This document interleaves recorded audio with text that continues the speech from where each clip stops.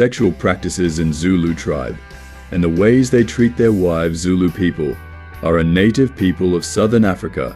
Of the Nguni, the Zulu people are the largest ethnic group and nation in South Africa, with an estimated 14.39 million people, in total, of which 13.78 million people live in South Africa, mainly in the province of KwaZulu-Natal. The Zulu people are an indigenous ethnic group from southern Africa, primarily residing in the KwaZulu-Natal province of South Africa.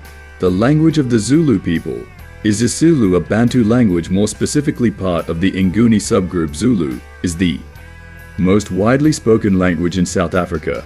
Where it is an official language, more than half of the South African population can understand it, with over 13.78 million first language and over 15 million second language speakers. Many Zulu people also speak Xitsonga, Sesotho, and others from among South Africa's 12 official languages. The traditional attires are animal hide clothing, beadwork, and headdresses.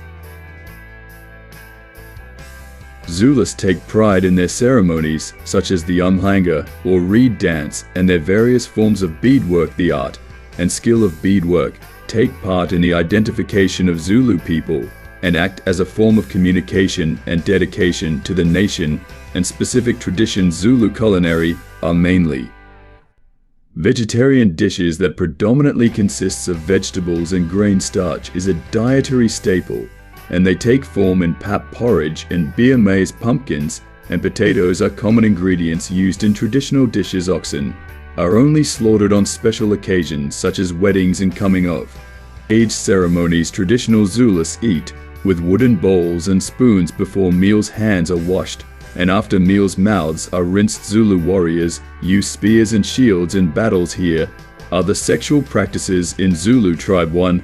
Umhlanga or Reed dance. The Zulu people celebrate an annual event that was established in 1984 called the Umhlanga or Reed dance. This event takes place at the royal capital near Nongoma.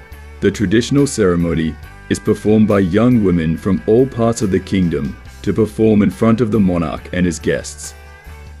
The Reed dance is an annual ceremony where thousands of young women gather to present reeds to the Zulu monarch, symbolizing their purity, fertility, and cultural heritage. The event lasts for 7 to 10 days. The Reed dance is done to celebrate womanhood and fertility, honor the Zulu monarch and royal family, showcase cultural traditions and heritage, promote unity and social cohesion. Before the event, women collect reeds from nearby rivers and streams. Women wear traditional clothing, beads, and headdresses. Dancing and singing performances showcase cultural songs and dances. Women present reeds to the monarch. The Reed dance empowers women and promotes gender equality, preserves cultural heritage and traditions, fosters community unity and social cohesion, celebrates Zulu identity and nationalism. The purpose of this event is to promote pride in virginity and to restrain sexual relationships. Beadwork is a prominent attire that is worn at the Umhlanga. The beadwork is not only worn by the dancers, but by the guests as well. The Umhlanga is not purely for a time of dance. The king also uses this time to speak to the young men and women of the nation. The king discusses current political issues. 2. Isivimbu. Isimbu means polygamy and is still a custom in Zulu. Polygamy is a complex practice in Zulu culture where men can take multiple wives. Men can take more than 5 wives. Traditionally, the first wife's consent is required before a man can take a second wife, but it does not affect the man's decision. The man's wives form a great house, a right-hand house, and a left-hand house. The first wife, or Mamkulu, has decisive powers on family matters, and the other wives must get her approval. The older wife oversees and coordinates household duties, resolves conflicts between co-wives. She also represents the family in community affairs. Polygamy can be a way to improve a family's status and income. It can also offer women economic well-being. A man may take a second wife if the first wife does not get children, dies, or is too old to care for him. In Zulu culture, only men can marry more than one spouse of the opposite sex at the same time. 3. Arranged marriages. Arranged marriages have been a part of many cultures for centuries, including the Zulu culture. Arranged marriages are unions where families or elders choose spouses for their children or relatives. This traditional practice, arranged marriages, were common among Zulu people. In Zulu families usually choose a husband for the women. Often, when the girl is young, the family decides on the dowry and other formalities. Families discuss and agree on suitable partners for their children, and marriages are conducted. These marriages often strengthen ties between clans. Arranged marriages secured social standing and economic stability. Bride price payment in cattle or other goods to the bride's family. Alternatively, in Zulu culture, a matchmaker or Nyan is responsible for finding potential matches for people who want to get married. The Nyan considers a number of factors, including family background, financial status, and reputation. Once a match is found, the Nyan arranges communication between the future couple and their families. The families eventually begin to communicate with each other, and the Nyan helps with the wedding plans. The Nyan may provide assistance in the form of jewelry or wedding setup. The Nyan usually does not receive payment for their work, but the families of the new couple often give them gifts.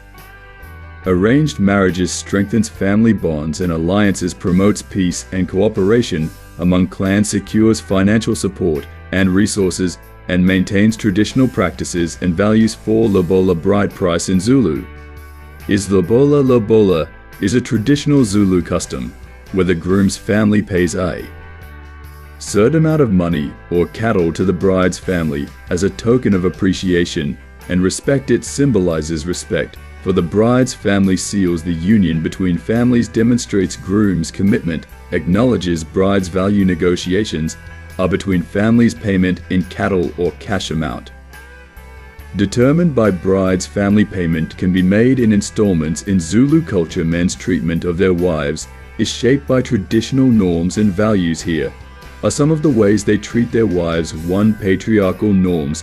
Patriarchal norms refer to societal expectations and values that prioritize men's power, authority, and control over women and other marginalized groups. In Zulu, men hold positions of power and decision-making. There is strict division of labor and responsibilities based on gender. In Zulu, men are considered superior to women. Men exert control over women's lives, choices, and bodies. Boys and men are socialized to assert dominance, while girls and women are socialized to submit. For instance, polygamy is a common practice in Zulu tribe.